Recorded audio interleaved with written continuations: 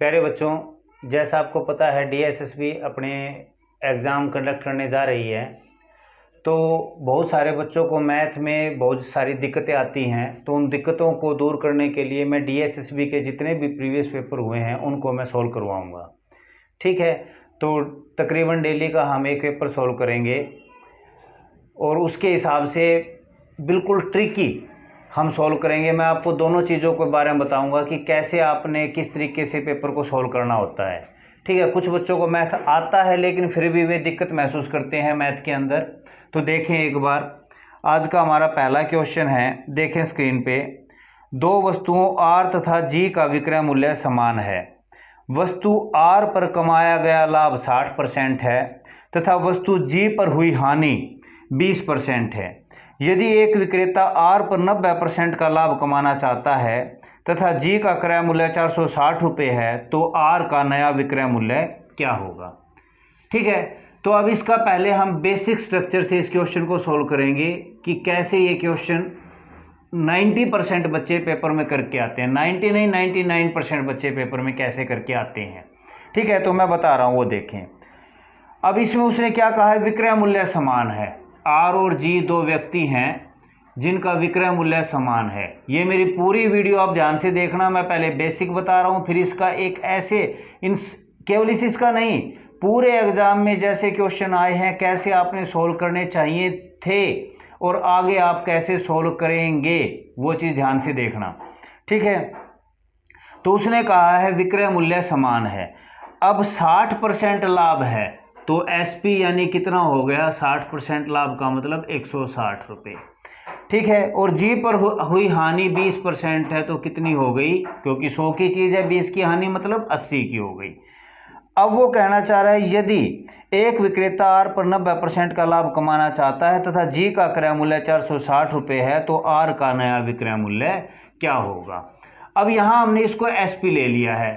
ठीक है, लेकिन उसने कहा है एसपी तो समान है। अब उसके हिसाब से हमें क्या करना चाहिए, मिनिमाइज कर लेते हैं इसको, 2:1। ये कितना हो गया 200 और ये कितना हो गया 100। ये हमने क्या मान रखा है, एसपी। लेकिन उसने तो कहा था एसपी समान है, तो इसको हम क्या कर लेते हैं, सीपी में कन्वर्ट कर लेते हैं और इस रेशो को चेंज कर देते हैं। ये कितना हो गया 100 और हमारा कितना हो गया 200। ठीक है, अब उसने जी का क्रय मूल्य हमें दे रखा है, कितना दिया है जी का क्रय मूल्य, हमारा तो आया है रेशो के अकॉर्डिंग 200, लेकिन उसने दे रखा है कितना 460।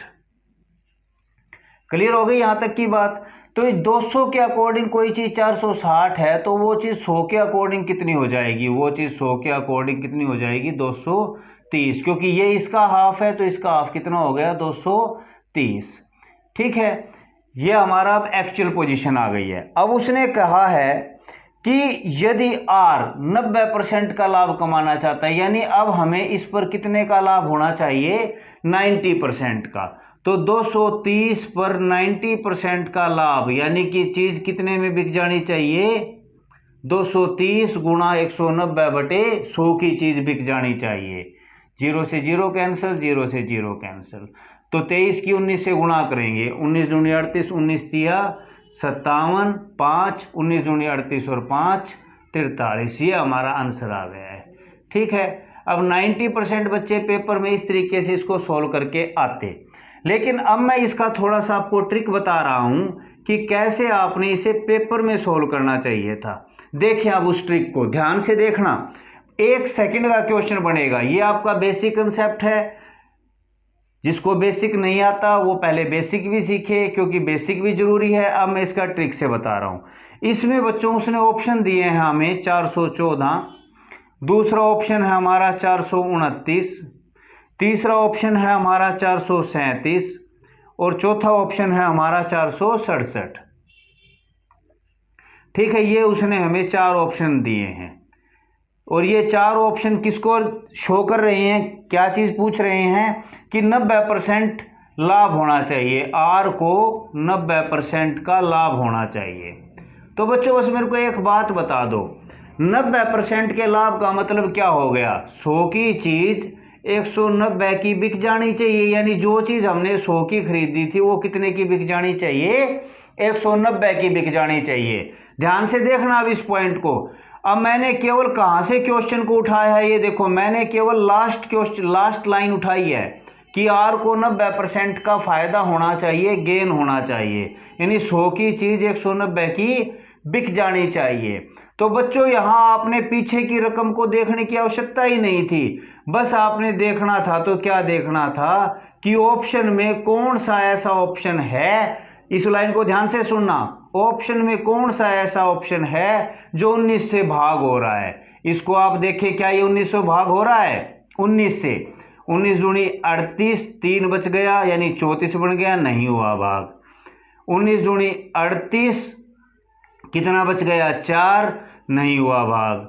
ठीक है, 19 दूनी 38, 5, 19 तिया 57 हो गया भाग।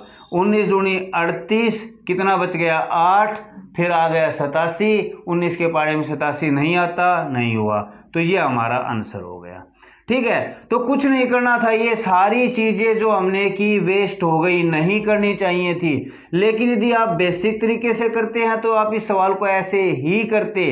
लेकिन अब जो मेरा तरीका है, जो ट्रिक मैंने इसकी आपको बताई है, केवल ये सवाल नहीं, इस बात की मैं गारंटी देता हूं, यदि आप इस ट्रिक से अपने माइंड को पेपर में सेट करेंगे, पेपर में चलाएंगे, तो आपको कम से भी कम 2 क्वेश्चन इस पर बेस्ड आपको मिलेंगे ही मिलेंगे।